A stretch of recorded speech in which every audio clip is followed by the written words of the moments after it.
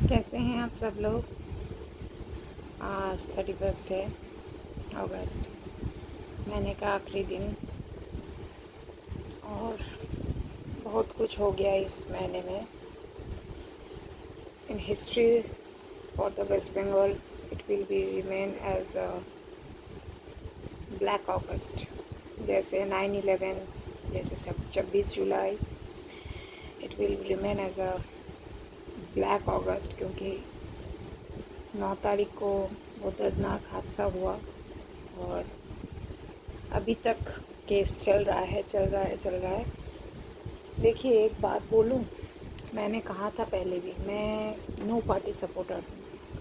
मैं किसी भी पार्टी को सपोर्ट नहीं करती हूँ। उसका बेसिक रीज़न यही है कि जब पॉलिटिशियन, जब तक उनको वो भूख रखती है वो कुर्सी की, तब तक वो सच्चाई के लिए लड़ते हैं, सच में लड़ते हैं। वो ममता बनर्जी हो या मोदी हो या गोदी हो, कोई भी हो, उस गोदी के लिए सभी लड़ते हैं। लेकिन जब वो गोदी हासिल हो जाती है ना, सब अपना उल्लू सीधा कर देते हैं, सब अपना रंग दिखाते हैं। मैंने पहले भी कहा था कि नेताओं लोग इतना जल्दी रंग बदलते हैं, जैसे गिरगिट को भी टाइम लगता है, वक्त लगता है उतना बदलने के लिए। इट्स जस्ट कि मैं इतना ही अपील करना चाहती हूँ कि स्मृत डॉक्टर को जस्टिस मिले। और being a female, being a women, we want a safe life on road. मैं तो खुद अपने घर में ही सेफ नहीं हूँ। ये जो टीएमसी का जो चल रहा है गुंडागर्दी, पहले सीपीएम का गुंडागर्दी, तो मेरा तो ज़िंदगी में कभी कुछ बदलाव आया ही नहीं। मुझे पहले भी 12 साल की एक बच्ची को भी हवस की नज़र से देखते थे, उससे पहले मेरी माँ को हवस की नज़र से। जो लोग मेरी माँ को हवस की नज़र से देखते थे, जब मेरी माँ 34-35 साल की थी, जब मेरा ये मकान बन रहा था, वही लोग, मैं जब बड़ी हो गई, 15-16 साल की हो गई, मतलब टीनेज एज में जब मैंने स्टेप इन किया, वो लोग, वही लोग मतलब हवस की नज़र से देखते। तो इन लोग का कुछ भी नहीं बदलेगा। मैं अनुरोध करना चाहती हूँ, लेकिन वो कोई फ़ायदा नहीं, कि आगे जाके जो भी पार्टी आए, कृपा करके ये जो फेस है ना, ये जो सीपीएम रिलेटेड जो फेस है, जो सीपीएम है वही टीएमसी है, वही कल जाके बीजेपी होंगे। क्योंकि ऐसा माहौल हुआ था बीच में। ये क्रिकेट की तरह है, मैच की तरह है। आखिरी समय तक कुछ क्या कब क्या होगा कोई जान नहीं सकता, कोई समझ भी नहीं सकता क्या हो सकेगा। तो सब, बहुत लोग, मेरे ये, मैं जिस जुरिस्डिक्शन में रहती हूँ, बहुत से लोग, अगर नाम लूँगी तो शर्मसार हो जाएंगे, अलोंग विद द प्रूफ मैं अगर दूँगी तो शर्मसार हो जाएंगे। उन लोग का कोई वजूद नहीं रहेगा, उन लोग का ऐसा भी कोई वजूद नहीं है। अगर कोई नेता का वो दामन ना पकड़े तो उन लोग का सोसाइटी में ऐसे भी कोई ना इज्जत है ना वजूद है। वो लोग ऑलरेडी बीजेपी में घुसने के लिए तैयार हो गए थे, क्योंकि अगर वो बीजेपी ना करेंगे तो नहीं करेंगे तो उन लोग को इतना मार मिलेगा, इतना मार मिलेगा। ये उन लोगों को मिलता है जो लोग पार्टी से इतना फ़ायदा लूटते हैं। हम और आप पार्टी से कोई फ़ायदा नहीं लेते, इसलिए हम और आप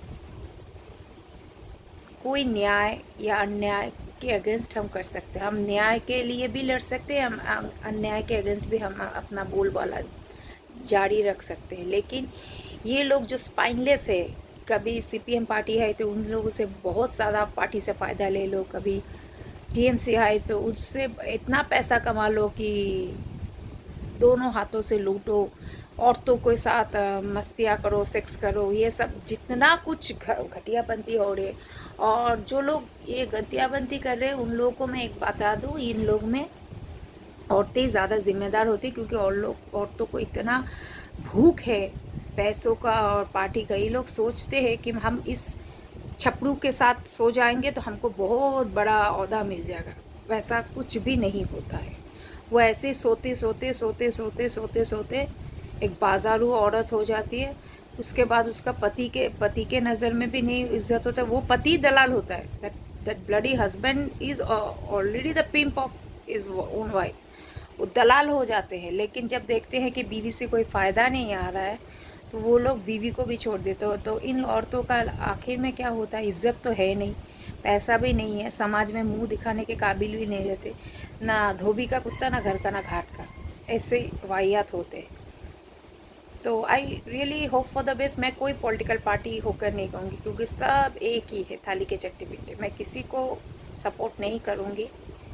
मेरे फैमिली स्ट्रिक्टली कांग्रेस सपोर्टर थे। मेरे पापा के फैमिली की बात कर रही हूँ मैं, स्ट्रिक्टली कांग्रेस सपोर्टर थे। पापा के अलावा, क्योंकि पापा is a no party supporter, इसलिए मेरे घर में कभी भी पार्टी पॉलिटिक्स को लेके कभी भी कोई बात नहीं होती थी। पापा का एक ही कहना है, you are born in a country named India, and your father has served for the Indian as being a soldier in different aspects and in different jurisdictions and in different department also, army, paramilitary, सब मिला जुला के, दो इक्का दुक्का छोड़ के, क्योंकि पापा साइंस ग्रेजुएट नहीं थे, तो साइंस ग्रेजुएट होने से ही आईटीबीपी में जगह मिलता है। तो आईटीबीपी, बीएसएफ पापा बिल्कुल पसंद नहीं करते थे, क्योंकि बीएसएफ के लोग बहुत हवस के पुजारी होते हैं, and that is the burning truth. Because मेरे घर के बगल में एक बीएसएफ का कैंप है, कुछ लोगों से मेरा उठना बैठना है, और जब मैं पापा के बारे में करती हूँ तो मुझे इज्जत देते हैं, just because of my father. Otherwise they himself said that we are very lusty compared to other paramilitaries. We are very lusty, and the most obedient and most what to say, the most obedient and most in the very BPL category food they get is the CRPF. ये आज की बात नहीं है, मेरे पापा जब CRPF में थे तब इतना, मतलब इतना घटिया खाना दिया जाता था, तो पापा ने CRPF छोड़ दिया। RPF में चोरी, इसलिए पापा ने RPF छोड़ दी। आर्मी पापा की जर्नी थी, पापा लॉयर थे, क्रिमिनल लॉयर। उसके बाद पापा डिफेंस ऑडिट, फर्स्ट जॉब ऐसे डिफेंस ऑडिट बॉम्बे के। पापा को बॉम्बे रास नहीं आई, बोले बहुत ही एलिस कैटेगरी के है। कहाँ हमारा दिल्ली का शान और कहाँ बॉम्बे, बहुत ही A list category compare to Bombay. अब बाद में तेरी माँ के साथ शादी होने के बाद पता चला कि it's better to have Calcutta as your home town, if not Delhi than Calcutta as your home town, but Bombay no for me. सब जगह से अप्रोचमेंट डिफरेंट। मैंने बॉम्बे नहीं देखा इसलिए लेकिन मैंने बहुत कलकत्ता के लोगों से मैंने सुना है, it's very A list category Bombay. बोले other than the glamour world, बोले वो चकाचौंध छोड़ दो, कॉमन अगर पीपल के बारे में सोचो, उससे काफ़ी एक कैटेगरी के है लोग हैं, वो है हमारे कैलकाटा के लोग। Because Bengalis are much more educated compared to Marathis. I don't know what is true. Is the जिन्होंने वहाँ जो लोग वहीं रहे हैं, उन लोगों से मैंने सुना है। मैं बॉम्बे कभी गई नहीं, तो मुझे मालूम नहीं। दिल्ली बहुत बार गई हूँ, मेरे बहुत सारे रिलेटिव्स दिल्ली में गए। In fact we use to say that it's our headquarter, and I belong from Madhya Pradesh. So I love to say that I am an Indian. लेकिन मैं कोई नेता को सपोर्ट नहीं करूँगी, मेरे घर में कभी पॉलिटिक्स की बात ही नहीं होती है। लेकिन जब से ये कलकत्ता में पापा ने घर बनाया, तब से ये पॉलिटिक्स क्या चीज़ है, इसमें हर चीज़ में पॉलिटिक्स। अगर पति भूल कर भी पत्नी को एक झापड़ मार दे तो उसमें भी पॉलिटिक्स। अगर पत्नी एक टाइम का खाना नहीं बनाया तो पति जाके मोहल्ले के गुंडे को बोल देते, भाई मेरी पत्नी ने खाना नहीं बनाया, तुम महिला समिति को लेके मेरी पत्नी को मारो। उसमें भी पॉलिटिक्स। पता नहीं इतना पॉलिटिक्स कैसे आता है। मैं नहीं कहूँगी कि डिफेंस में पॉलिटिक्स नहीं होता है, डेफिनेटली होता है, but I was too young, I was kid in fact to say. So मुझे हर बुरी चीज़ों से मुझे दूर रखा जाता था, और घर का माहौल ऐसे है कि घर में ऐसी कुछ बातें होती ही नहीं थी। और पॉलिटिक्स की तो बातें बिल्कुल नहीं है, क्योंकि we are not about to give vote, to cast our vote. In fact not only the father, the parents, मतलब मेरे मम्मी, अगर मेरे भाई ज़िंदा रहते, मेरे बड़े भैया जो ज़िंदा रहते, वो जो नहीं है दुनिया में, ज़िंदा रहते, तो वो भी कास्ट नहीं कर सकते। आप पासपोर्ट नहीं बना सकते, आप बाहर के देश में जाने थे। बहुत स्ट्रिक्ट लॉज थे, पता नहीं आज के ज़माने में क्या है। तो इतना ही मैं कहूँगी कि ये अगस्त एक हिस्ट्री में ब्लैक मंथ ब्लैक डे होता है, I would say that a black month, August 2024 एक ब्लैक मंथ की तरह याद किया जाएगा।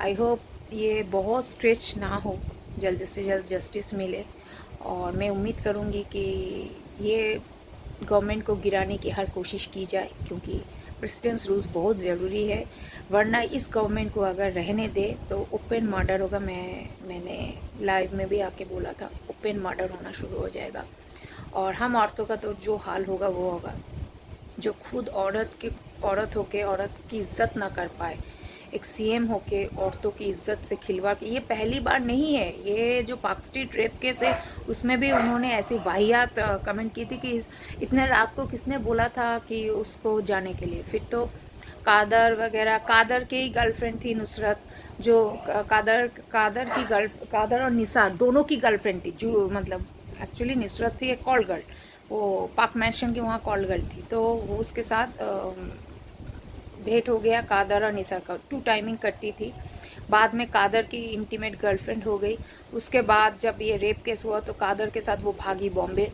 तो उसके बाद जब कादर पकड़ा गया, जब वो उनको कन्विक्ट हो गए, तो उसके बाद उसने ये सब छोड़ के फिल्म इंडस्ट्री में ज्वाइन कर लिया। कादर ने पूरा प्लेटफॉर्म, जेल में बैठ के पूरा प्लेटफॉर्म सजा के रखा था, उसको फिल्म मिल गया। उसके बाद वो रंगोली के जो मालिक है जैन, उनसे शादी की। उस शादी को उन्होंने रजिस्टर नहीं किया, तो कहाँ की लिव इन है। शादी में बहुत मौज मस्ती की, फॉरेन में जाके डेस्टिनेशन वेडिंग की, फॉरेन में जाके हनीमून किया, सब कुछ किया। बच्चा किसी और का, यश दासगुप्ता का बच्चा पैदा किया।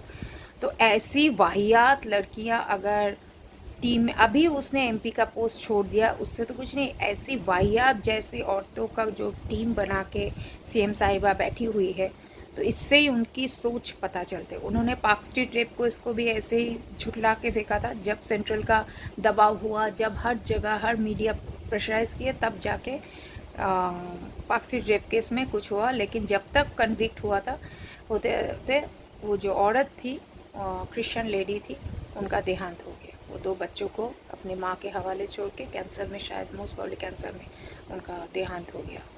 तो I don't want this thing to be repeated, लेकिन क्योंकि ये वाहियात लेडी जो सीएम है, ये हर वक्त ही ऐसी स्टेटमेंट देती है।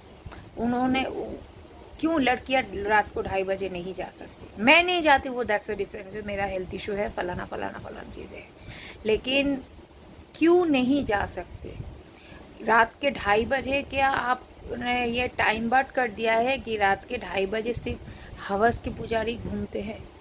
उनका मन किया तो 2:30 बजे नहीं जा सकते, तो एक काम कीजिए, आप ये जो नाइट क्लब से पब से इसको भी बंद कर दीजिए। ये अगर ओपन रहेगा तो कुछ लोगों को नाइट आउट करने का पसंद है। पहले एक टाइम था, मैं जब फाइनेंशियल एडवाइज़र का काम करती थी, I was so stressed out कि मुझे सारा दिन टीवी के सामने बैठे मार्केट एनालिस्ट, उसके बाद म्यूचुअल फंड, उसके बाद शाम के टाइम को क्लाइंट विजिट करके मैं इतना थक जाती थी कि रात को डिनर विनर करके 1-1:30 बजे के टाइम पे मैं नाइट आउट करने के लिए चली जाती थी। Night out in the sense मैं लॉन्ग ड्राइव पे जाती थी, अच्छा लगता था, माइंड रिफ्रेश होता था। और 1 घंटे के लिए जाती थी, माँ का फ़ोन आ जाता, घर आना है कि नहीं, कल सुबह फिर से उठना है, टाइम में बैठना है टीवी के सामने। तो वही था। तो मुझे तो कोई दिक्कत नहीं थी, लेकिन ये सेफ्टी सिक्योरिटी क्यों नहीं मिलेगा, यहाँ पुलिस पेट्रोलिंग क्यों नहीं मिलेगा? और ये तो सबसे दुर्घटना, इतनी बड़ी दुर्घटना है कि एक वर्क प्लेस में एक डॉक्टर एक वर्क प्लेस में काम करते करते थक गई, उसको प्रेशराइज किया जा रहा है काम करने का, थक गई है, उस पर इतना फ्रस्ट्रेटेड होके मर्डर, रेप, गैंग रेप,